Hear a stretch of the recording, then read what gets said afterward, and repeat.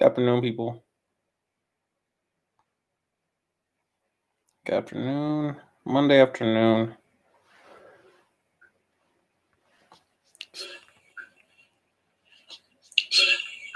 Let's see what we got today. I want to share a quick thought with you. Quick thought with you before I turn in for the night. Once again, I noticed a pattern in the comments. Not recently, but just over a span of time. It's interesting. I cannot ignore the perspective and, in a lot of cases, the reality of the Air Force being a safe haven for a lot of individuals. The civilian world is very much so, and can seemingly be unstable right now.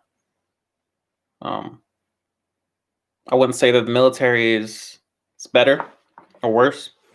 It's definitely different. But there are advantages to being in the Air Force, being in the military in general. It's one thing. It's different to work with the government than to be, on the receiving end of the government, if that makes sense. But one thought I want to share with you quite briefly is that the Air Force, the military, it will not fix your problems. Now, bear with me as I unpack this again briefly. Do my best briefly to touch on this. Wow, how I out of focus on my hands. The A6400. What? Strike one. The Air Force is not going to solve your problems. It will give you, questions to ask. There are certain amenities, certain entitlements, certain aspects of the military that will benefit you definitely. But again, it's how you utilize the resources given to you. A lot of people just mess up. They mess up. When I came in, I had the same energy a lot of you have. On Facebook, there's a couple of groups I'm in. Debt programs. Just kind of keep your finger on the pulse of those coming in. So it helps me make videos. Helps me, provide value better. And you see the excitement, the energy. The recruit. I miss it. Everything's brand new. Everything's an adventure. Everything's different. But that the energy is going to dissipate over time. And of course, for those of you who know what you're coming here for, which is what I constantly preach to, have an idea of what you're gaining by coming here and the value exchange process between you and the military, the U.S. government for that matter, what you will be receiving back, to always keep that in the forefront of your mind for when those times get tough, when the military starts coming for you, you're prepared, to weather that season. Because the long-term game. But, the mental health issues, the finance discipline, the personal discipline, the relationship problems, those things will not be addressed by joining the military. I had a subscriber a while back. We spoke on the phone. I just really felt led to reach out and help. As best I could, just provide perspective. I don't have solutions, I just have thoughts. Going through a breakup and was cheated on in the process and, decided to join the military, in the aftermath. And it really had nothing to do with, the relationship or what have you, but it was always on her heart to join the military. And this just became an opportunity, because of the situation with the relationship. And I made sure I emphasized not to choose the military, not to choose the Air Force, as an escape route from the situation over here.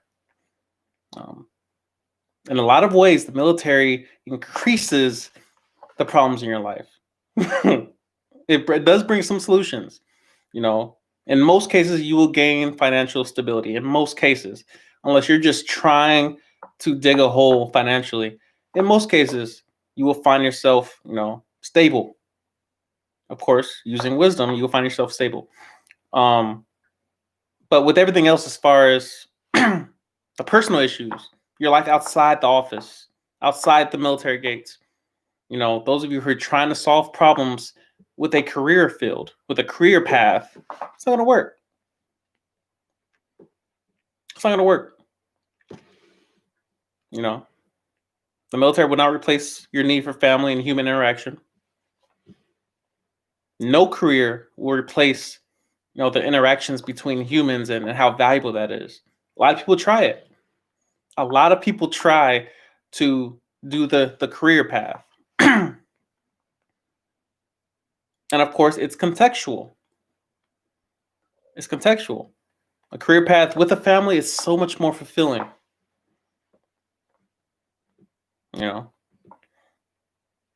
There's so the weeds on that are enticing, but I'll digress for now. Realize this, people. The military is just a job.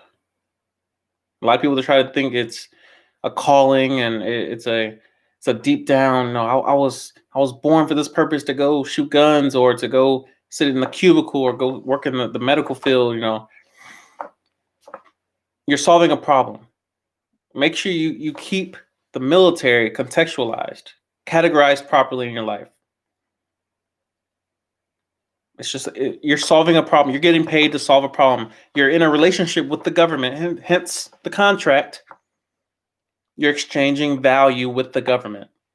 They give you this, education, first and 15th check, benefits, in exchange, you're going to solve this problem for us for the next 46 years, and then we'll negotiate further. It's a relationship, but make sure you keep it in its proper place. One thing that's good about the Air Force is that they're doing better with, putting forth effort when it comes to a member's family. Keeping them stationed together as best they can, and if you're married to someone who's a different branch, they'll do their best. It's not guaranteed, but hopefully you're the same branch. If you're married to another member, they try. They really do. But again, a lot of us forget what the military is and what the purpose of the military is. It's not college, it's not a trade school. This is the military. People like myself, single, no kids, never been married, we tend to do a little bit better. You don't have a lot of people behind you, but we still have families. I plan on taking leave, the end of the next month. It'll be the first time I see my brother, my younger sister, and my older sister, my mother in some years. It's not all due to the military, but it comes down to decisions and dare I say luck and timing and circumstances such as COVID, being stationed in Alaska, which is technically overseas. So you're in the States, you're on the mainland, but you're technically overseas. There's a country between you and the next state, a whole entire country. It's different. But I really want to stress the point that whatever you're dealing with now in your personal life, whatever you're dealing with at home, it probably won't be fixed by coming to the military. If anything, it will get worse if you don't address it now.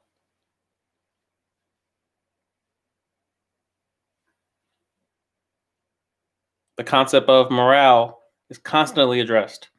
How do we increase the airmen's morale? I spoke about this some years ago, probably in an older video. Morale. How does this fall into the government to fix something as relative as one's happiness in a given moment? Some would argue that the military has bigger issues to deal with than, are you happy today? It matters, but of course, it matters, bro. It matters whether you're happy or not. But what matters more? What matters most? What matters right now? Priorities. One's hierarchy of needs, if you will. What is needed in this moment? This task being completed, or you're smiling. Morale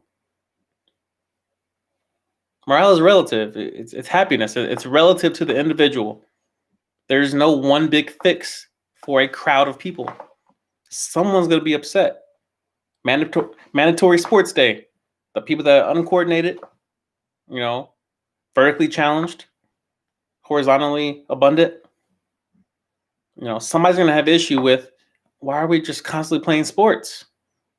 Then you have like God knows what, a musical day where we sit and watch love stories or musicals. I'm gonna have a fit. Like, no, bro. I go home. I'll go back to work. I'm not gonna sit and watch a musical. People singing during the movie. You can't make everybody happy. That's my point. And it's really the struggle that leadership is experiencing, is that they're trying to approach a crowd of individuals who are diverse, who are unique, with one big fix, one big briefing, one big email. It does not work. But I will say this, what does work? Finding what all humans have in common and addressing those core fundamental human issues. Number one, pain.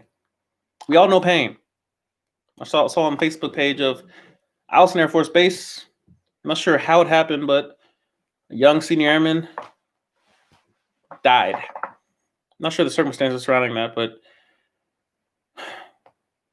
I would assume it's what you're probably thinking of. Hopefully it's not. Either way, it's still in it, the same as most people expect certain circumstances to lead to. A death of a youngin.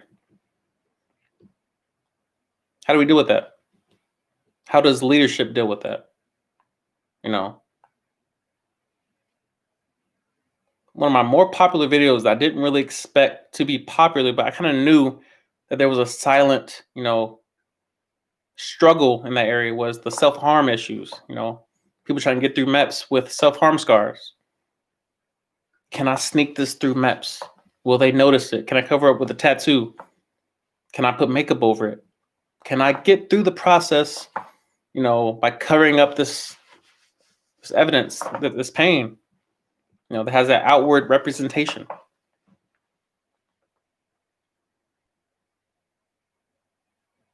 And it's imperative that we address how that got in the first place. Obviously, a lot of people, I've dealt with that years ago. I did this when I was 13, 15, when I was in high school, when I was younger. I did these things. And sadly, MEPS brings up a lot of our past and makes us confront it in a very short amount of time. Medical, financial, we're going to pull your credit report. We're going to go back in your medical history. We're going to check your health as it currently sits, and then your past as far as your medical documentation and your diagnoses, in your past. We're going to address your entire life's work in the span of a couple hours a day. And a lot of us are not prepared to deal with that much self-accountability, self-assessment.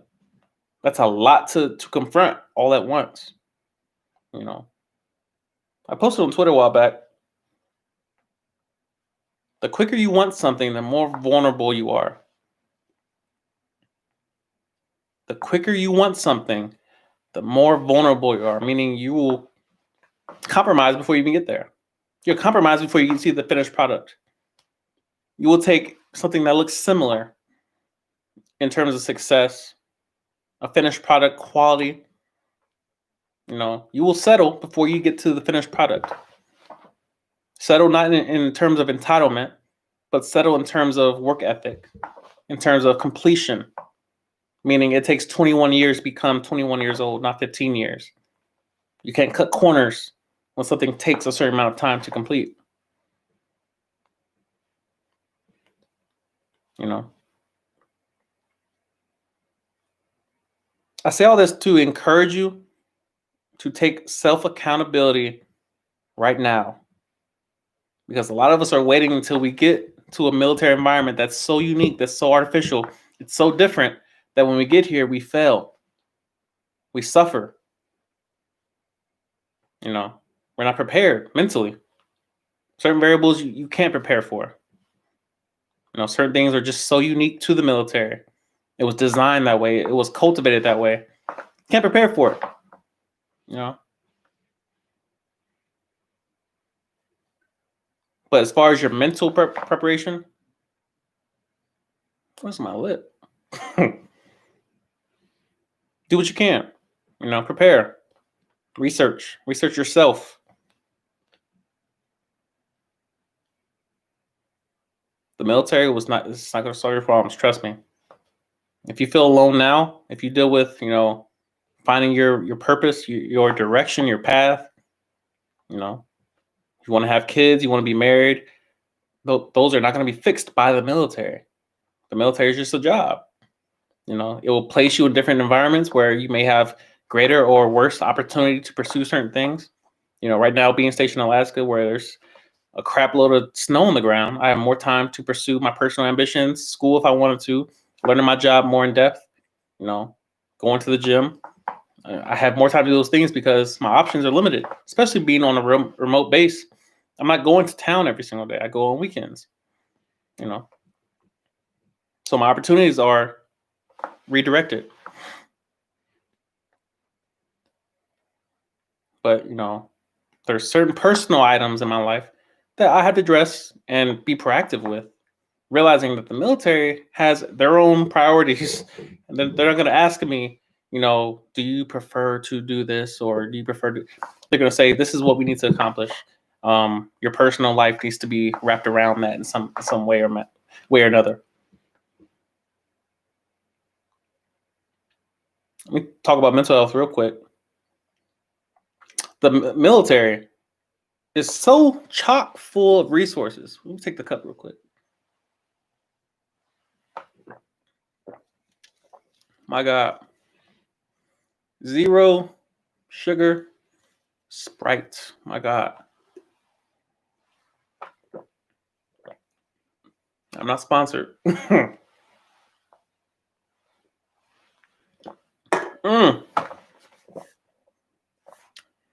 That blessed me. Mental health. Military is one of the most abundant environments when it comes to resources. Just everywhere, from the chaplain to SART to mental health to behavioral health to the med group, you know, as a whole. Resources. There's a number, there's a website, there's an email address, there's a POC for every part of your life when it comes to family planning, financial planning. It's all covered by something from some organization. It's amazing. Shout out to my new member, Hiram. What's good, sir? Resources everywhere. Here's my advice to you. Shout out to Fran Sweezy. What's good? Appreciate the super chat. When it comes to mental health, there's a level of proactivity that is required on your part and your part alone. It's something I've had to address today. Let's talk about today. I'm going to address my lip. Do a sea salt scrub tonight.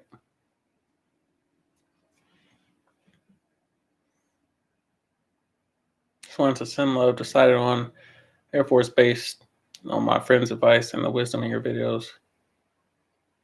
Appreciate you. When it comes to mental health, it is your responsibility. So when it comes to my personal life, my personal ambition, my mental health is so interesting. I got a comment the other day, I think it was yesterday, about, you know, you should smile more. You know, this is a dark video. You know, are you okay? My mom's constantly calling me and constantly sending me messages. Are you okay? What's wrong? Is everything? I'm straight. I'm good. I'm good. The smile thing is a work in progress because you know how many muscles it requires for one to smile. I smile and laugh all like I don't think a lot of people realize how goofy I am. I'm a goofy ninja most of the time, depending on who I'm around. Give me some good people around, people that are witty and quick on their feet, not easily offended. You can get along great. Get along great, but for the average person who's just who wants something from you, what have you. No, we talk business. Talk business. But anyway, I noticed personally in my own personal life that I cannot eat carbs and maintain a positive, and a level set, mental health status, if that makes sense. You know, I can explain it. I'll listen to lecture after lecture after lecture. There's a YouTube channel I follow, Low Carb Down Under, and if you just run through each interview, each lecture, it answers questions. And if you try the things there, I don't know. It's not for everybody. It's not for everybody. So again, this is just my experimentation. But I've noticed if I want to maintain, some level of normality throughout my week, meaning I want to stay grounded, level all week long. I don't want to have a up and down and just roller coasting of my emotions and hormones and woe is me. My mental health is just constantly sporadic. No, I want to be predictable throughout the week, meaning I want to interact when I need to interact, and I don't need it to be an event when I have to talk to someone, or goodness, when I need to engage with someone. I enjoy the peace that not eating carbs brings me.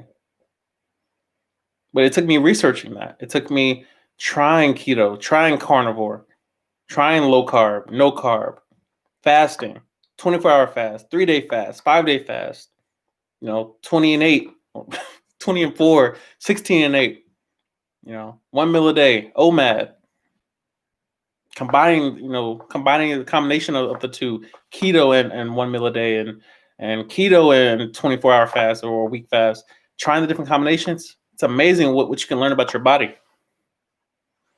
But I say all that to say that you must research yourself. Your mental health, it's not going to be fixed by a government program. As again, a lot of these people they're professionals in their fields. They're good at what they do, but a lot of what they do is dealing with symptoms. They're trying to prescribe you something. You'll notice you go to the med group, ibuprofen. Here, take it. 800 milligrams. They're real quick with it. And I don't want none of that on my record. I don't want any medications prescribed to me. No, keep it. No. I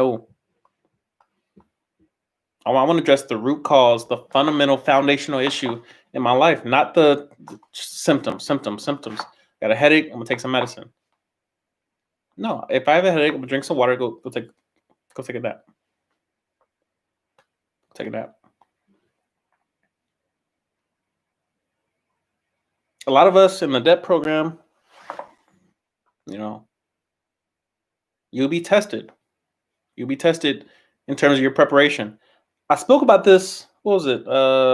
Saturday, I believe I spoke about this as far as the preparation required for Alaska in this arena. Yesterday, got stuck in the middle of the road, mind you.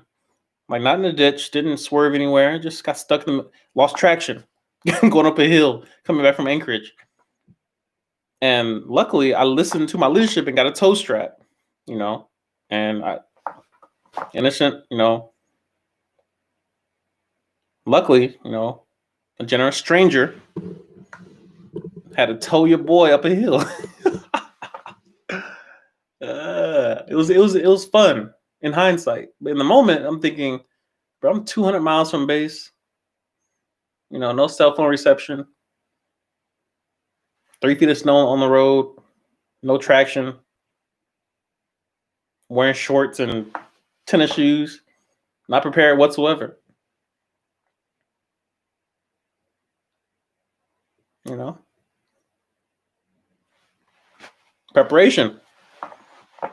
Even it may come down to me even trading the car in. Like honestly, you might find me at the car lot this week because I don't do car trouble. I don't do helplessness, being stranded, what have you. But back to the point, preparation. Being prepared in all facets of your life when you enter a new environment. There's only so much pre-work you can do, prep work. There's only so much you can do before you change environments because there's only so much information you have available to you. I can try to tell y'all so much about this building I live in, this room I live in, this base, the location, Alaska, the surrounding cities. I can tell you everything. I can try to show you vlogs, but until you come here, there's only so much you can know. The military, there's only so much you can know about it. You can watch all the videos available on YouTube. You can scroll through Reddit and there's only so much you can know. But with wisdom, with the right mental preparation, practicing, principles like stoicism, meaning I will not react to every single variable that comes past me. I will stay grounded. I will breathe, deep breathing. Slow down, breathe, observe. A lot of people say I don't smile. It's because I'm not constantly reacting. Like I'm not one of those people that just smiles, when they're nervous or smiles, when they're happy. I'm chilling. I'm chilling. I'm chilling. But when I am excited, I think, how do I maintain this? What caused this? And of course, it's not to the point of being, completely neurotic. You can't enjoy a moment. You can't enjoy a vacation. You can't enjoy just aquarium and just turn the light switch off. But the more you study the world you live in, the more questions you ask, the more curious you become. You want to ask more questions. You want to understand the reasoning behind why. Why is this? I just happen to enjoy that. I enjoy knowing why something works. Why the lack of carbs, ketones versus, glucose. Why is one better than the other? Why are they different? Which one is optimal? Which one leads to longevity? Which one do I feel better on? Which one do I have more mental clarity on? Why do I feel so good when I fast? Asking questions to understand, will lead you to the answers that a lot of people are just kind of just trying to stab at in the dark. They'll figure out via pain. They'll hit a wall. They'll figure out, maybe I should trade my car and get a truck. Maybe my car is too low to the ground to be driving in a snowstorm. Maybe I need snow tires, not just the ones I came with, from DC. Stop being cheap. Stop buying cameras, but you're not buying snow tires. Are your priorities misplaced? Some things you have to learn via pain. We all have blind spots, but it's imperative that we try. And it's imperative that we keep our resources properly categorized. I don't go to every, organization on base with venting. Once you understand and you get some briefings,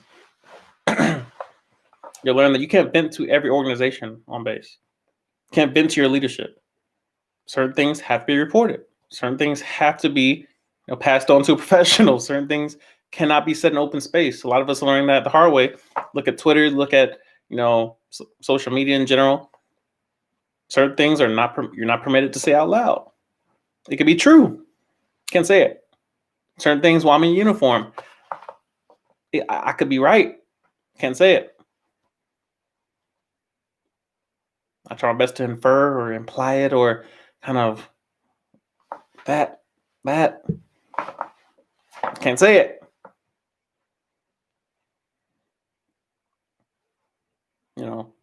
Mental health is one of the most, in my opinion, it's one of the most misunderstood areas of our lives where it's kind of where we place so many band-aids in that area of our life.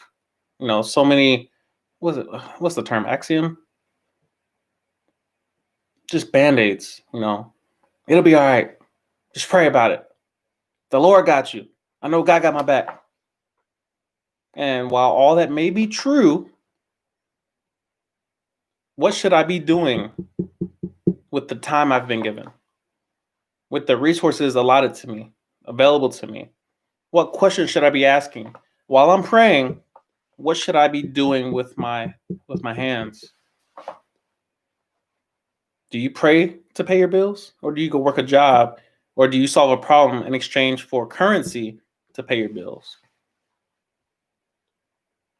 Do you pray for more money, or do you pray that you manage the money you have, and then if a miracle occurs, as in it comes in the form of another human, kindness,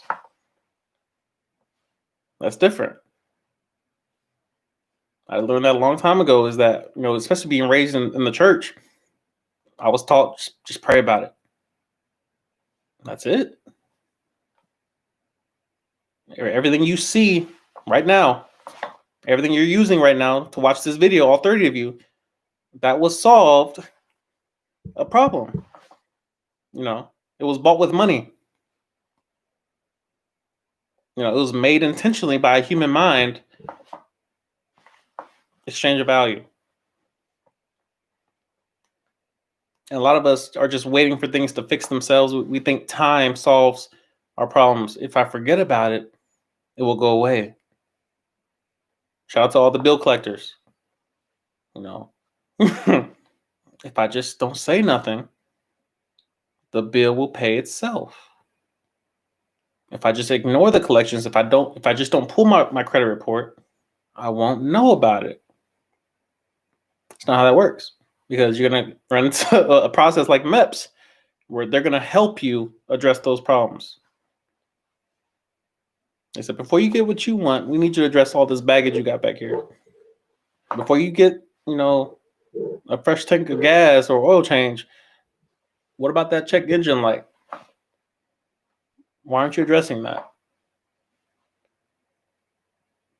And that's what a lot of people run into, is that they join the military, they enter a new process, and they say, hey, we're moving across country.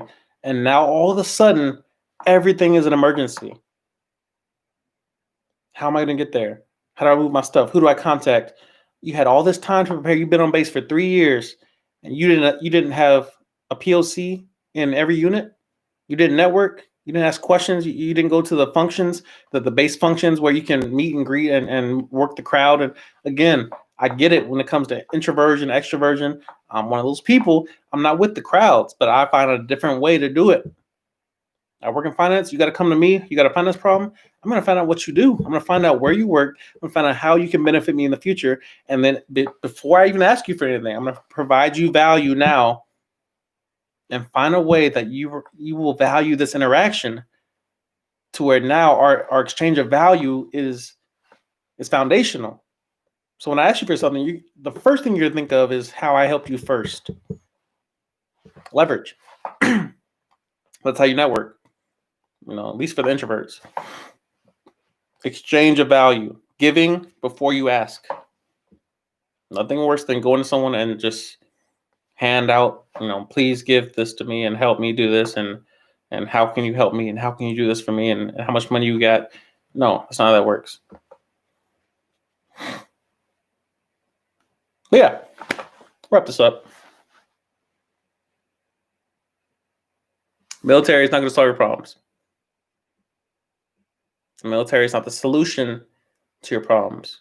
The military is a different environment in which you will exchange value with the government, aka it's a job.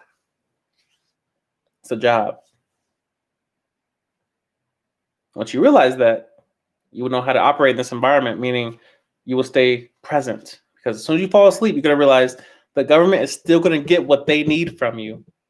And if you don't get what you need back, they're not worried about it. They're not worried about whether or not you get your end of the bargain. They will get theirs. The UCMJ will help them. The regulations that they're waiting for you to slip up. They will get what they need, or they'll find someone else in the DEP program waiting to take your spot. I have friends, I see it on Snapchat every day, people getting out of the military. Best of luck to them.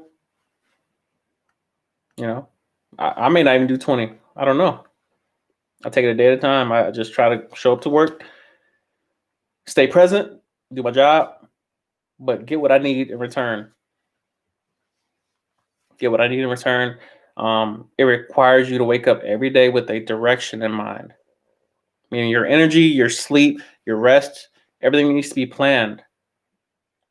Today was not the best day for me. You know, I sat in my chair for a minute, just let me think of a video to make. Let me think of something how can I provide value? I need a topic. How do I provide value to the 29, 30 people watching? You know, but I have to do this. I have to put out content. I have to provide value. Doesn't have to be daily, you know, but I know consistency is key. And that I can't want what I want without being consistent. And I need to provide value first. Provide value first. So I empathize with everyone as far as, you know, we all have different lives. We all have our baggage that we deal with, you know, coming from our individual homes. You're unique. But please keep in mind that when you get to the military, it's not there to solve your problems. You know, mental health, this is not the place this is not a church of sorts. This is not where you come to get rich. This is not where you come to become popular and cool and to get back at, you know, your high school friends. It's the military. Some jobs are more prestigious than others. You know, some have more glamour, some have more, you know, fun. Seemingly. Some people make more money at the same pay grade. Some people travel more. Some people are constantly going TDY while you're in your cubicle. Some people are out and about working the gate. Some people are working, you know, with wrenches. Some people are getting certifications. Some people are proud to name drop their job, you know. But you are responsible for how you view your opportunity in the military, because it will end someday. And it's partly why I make these videos, is because I know all of this is going to come to an end one day. You know, up to and including my own life. All of it will end someday. And this is my legacy. The job, the problem I solved, the legacy I left. You know, think about how my grandchildren or my children or, you know, what have you, they will be able to watch these videos and see what a 28-year-old Raymond Isiah was thinking about.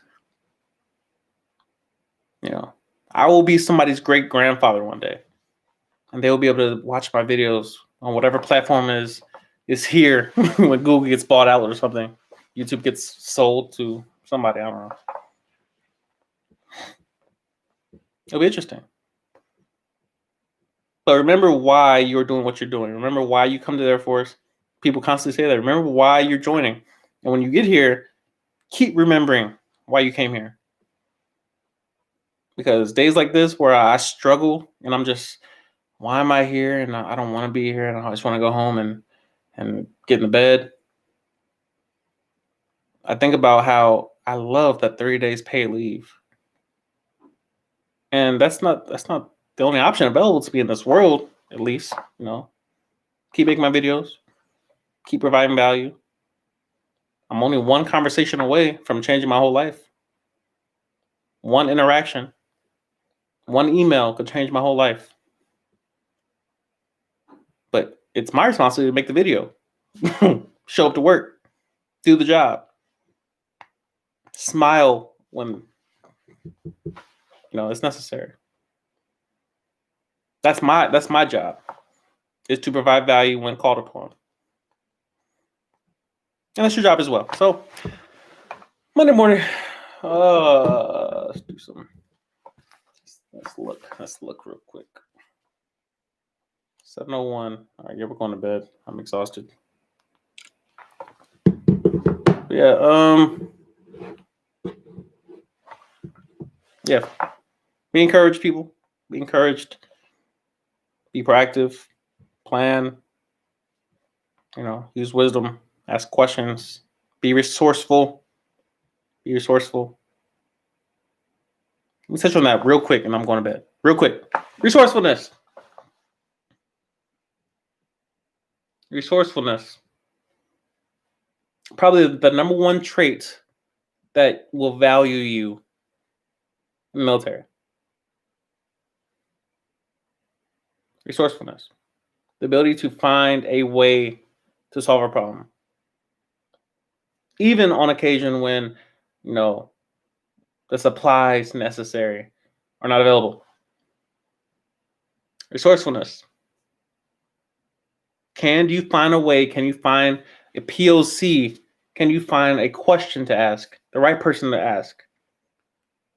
Can you makeshift a tool that benefits you in a different area that it wasn't, intended for? Perfect example. Most people, at some point or another, your leadership will ask you, do you have a POC over here? Do you have a POC over here? How do we solve this problem, for the unit? What have you? It came up a couple months ago.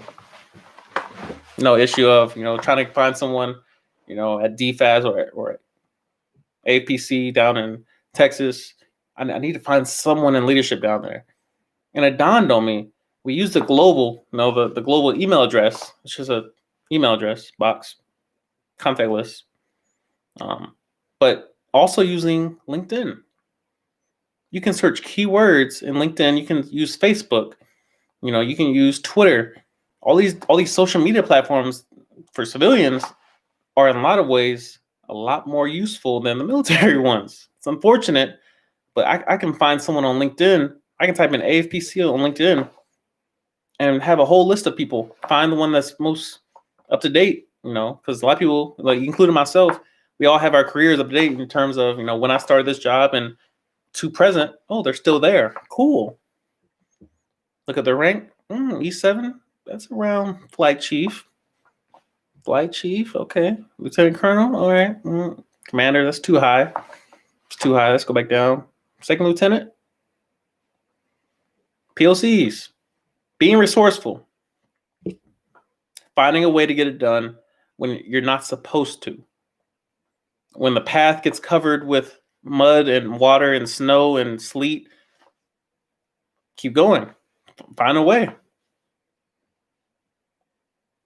That attitude will keep you while everyone else is panicking. The willingness and the ability to be resourceful when everyone else is panicking, that will get you further than anything else. The mental resilience, it's why we all loved Kobe. His results were not always perfect. His results were not always perfect. He lost. Only 5 rings. Only 5. But it's the reasons why when we look at LeBron and we see him walking off the court with 10 seconds left.